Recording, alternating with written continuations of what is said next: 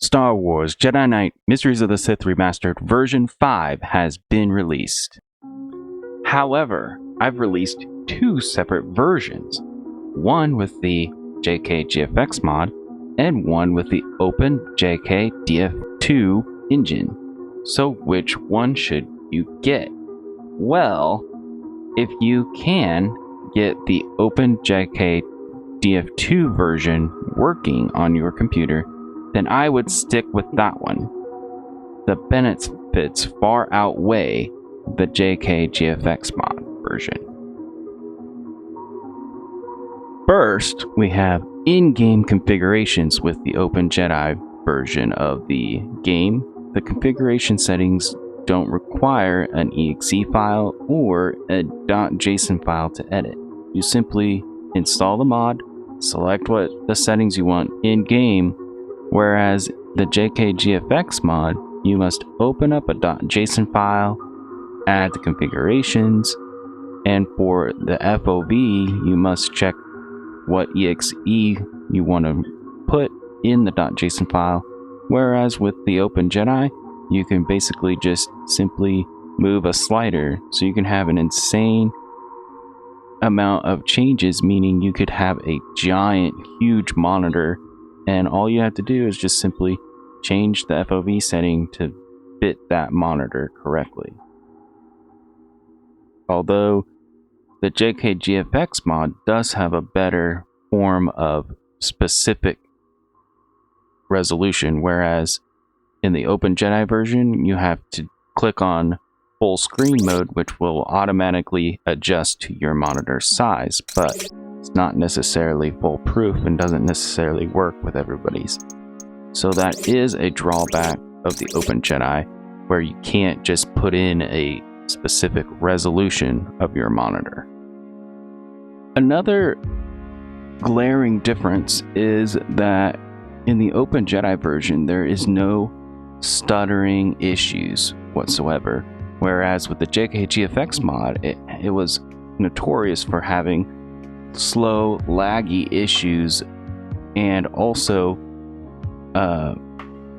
very fast weapons and frame issues, meaning and the only fix for this was to basically restrict the frame rate to a certain frame rate, and you can do this within the graphics card settings themselves, or you can download a third-party tool to fix this issue.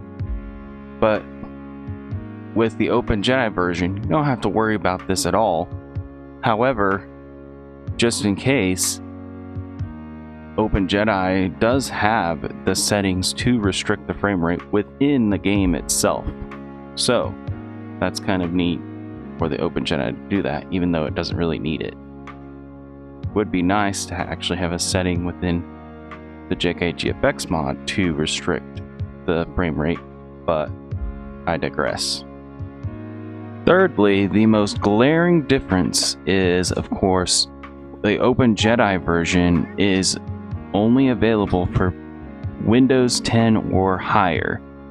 Windows 7 users are out of luck, unfortunately, with the OpenJedi version of this mod, which is exactly the number one reason why we decided to go ahead and release the new models and stuff with the JKGFX mod backbone again, because now users with Windows 7 can still experience all the newer stuff without having to worry about it not working because of the OpenJedi JKDF2 engine.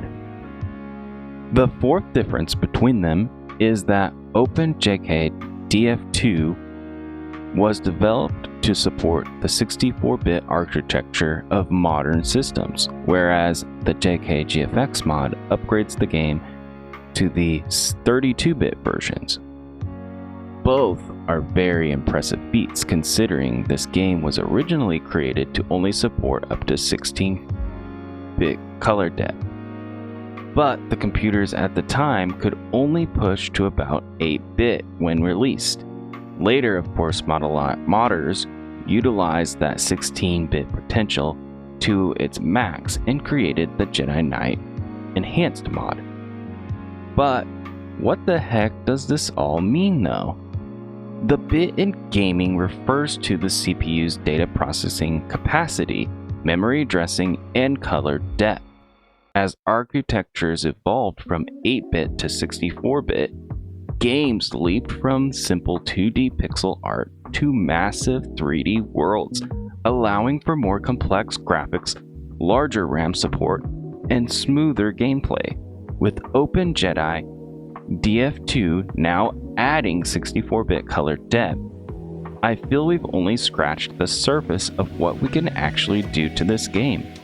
We can probably push it even further than we could ever dream possible. The reality is, most of the models I am still using in the mod are still old 16-bit ones we used in the Jedi Knight Enhanced mod. It is amazing to see more enhanced models that Shred 18 has made for us recently. Just look at this Sith zombie, for example, and how insanely good it looks.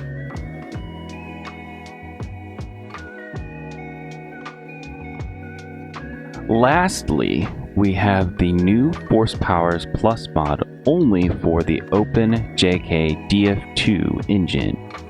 With the launch of version 5, we have introduced the Force Powers mod that aims to fix and make the Force Powers behave more like Jedi Academy.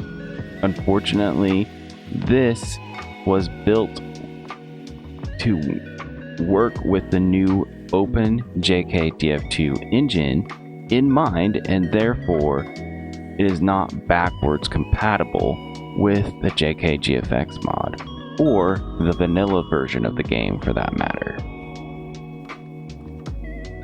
So overall, each version has its pros and cons, but at least now you have a better idea of what version works best for you. So now that you know the difference, click on the installer showcase video of the version you want, and I will see you guys in the next video.